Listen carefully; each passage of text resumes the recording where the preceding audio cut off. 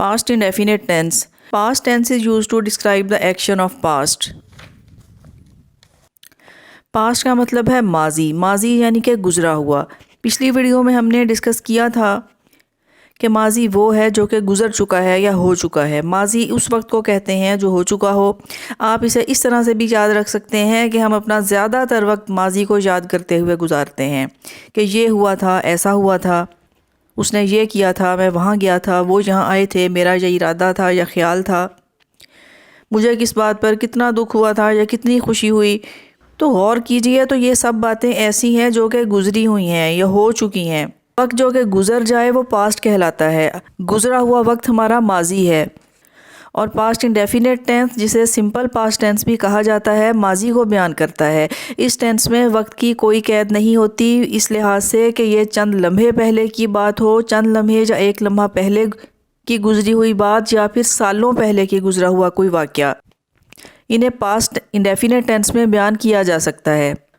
Stories यानी कि कहानियाँ जो हम सबको ही बहुत पसंद होती हैं, बहुत इंटरेस्टिंग और बहुत शौक़ से सुनते हैं, ये भी पास्ट टेंस और ज़्यादातर पास्ट इंडेफिनेट टेंस में ही बयान की जाती हैं, क्योंकि कहानी तो होती ही गुजरे हुए वाक़यात हैं। गुजरे हुए वाक़यात को कहानी की शक्ल में बयान किया जाता है, यानी कि जो माजी में हो चुका। यहाँ भी वक्त की कोई कैद नहीं। अगर कोई वाक़या आज के दिन में हुआ वो भी पास्ट है, और क्योंकि ये हो गया है। और अगर वाक़या सालों पहले का है तो भी पास्ट है। इस टेंस को समझने के बाद आप नोटिस करेंगे कि ज़्यादातर कन्वर्सेशन पास्ट इंडेफिनेट टेंस और सिंपल पास्ट टेंस में होती है। अगर पास्ट टेंस पे आप अबूर हासिल कर लेते हैं तो आप गुजरे हुए हालात व वाक़यात को बहुत आसानी और सहूलत से बयान कर सकते हैं। पास्ट इंडेफिनेट टेंस का इस्तेमाल किया जाता है हमारे ऐसे मामूलात को बयान करने में जो कि माजी में हुए हों या होते रहे हों, हमारी आदत रहे हों।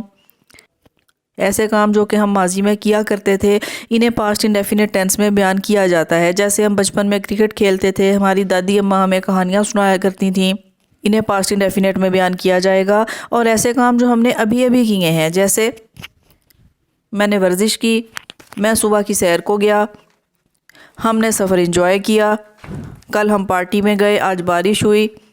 ये सब काम ऐसे हैं जो हमने किए हैं या हो गए हैं, तो अब ये माजी बन चुके हैं।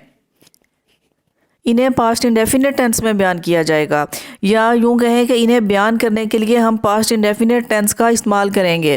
तो आइए पास्ट इंडेफिनेट टेंस का इंग्लिश सेंटेंस स्ट्रक्चर देखते हैं। I wrote an article yesterday. इसका मतलब है कि मैंने कल एक आर्टिकल लिखा। कल लिखा तो अब यह माजी बन चुका। अगर आप इंग्लिश सेंटेंस स्ट्रक्चर को नोटिस कीजिए तो देखेंगे कि राइट की सेकंड फॉर्म रोट लिखी गई है, मीन के वर्ब की सेकंड फॉर्म इस्तेमाल की गई है और किसी हेल्पिंग वर्ब का इस्तेमाल नहीं है। Second form of verb past tense को शो करती है। हमेशा ये बात याद रखें, सिंपल पास्ट टेंस में सेकंड फॉर्म ऑफ वर्ब इस्तेमाल की जाती है और ये पास्ट टेंस को शो करती है। We watched a movie last night, कि कल रात हमने एक मूवी देखी। Watch is the second form of watch. यहाँ भी आप देख सकते हैं कि वी के साथ second form of verb use की गई है, मेन वर्ब की सेकंड फॉर्म का इस्तेमाल है और किसी हेल्पिंग वर्ब का यूज़ नहीं है। I helped him to do the task. Again help is the second form of help. I helped him to do the task mean मैंने उसके काम में उसकी मदद की। ये कब की ये बात क्लियर नहीं है, लेकिन की, और ये माजी की बात है। लगता है सही है कि ये माजी करीब की, अभी अभी का वाक़या है या बहुत पुराना। इसमें वक्त की कैद नहीं है, ये मेंशन नहीं किया जाता। अलबत्ता ये काम जो पास्ट है, गुजरे हुए वक्त, गुजरे हुए वाक़यात को सिंपल पास्ट टेंस में बयान किया जा सकता है। We came for shopping here, कि हम यहाँ शॉपिंग के लिए आए हैं। कब आए हैं it is not clear, but we came. Came is the second form of come. तो यहाँ आप देखिए second form of verb show करती है पास्ट टेंस को। आप देख सकते हैं कि सेंटेंस स्ट्रक्चर बेहद सिंपल है, बहुत कम से कम अल्फाज में मीनिंग और टेंस को बयान करता है। यहाँ सिर्फ सेकंड फॉर्म ऑफ वर्ब से ही हम पास्ट टेंस को समझ सकते हैं।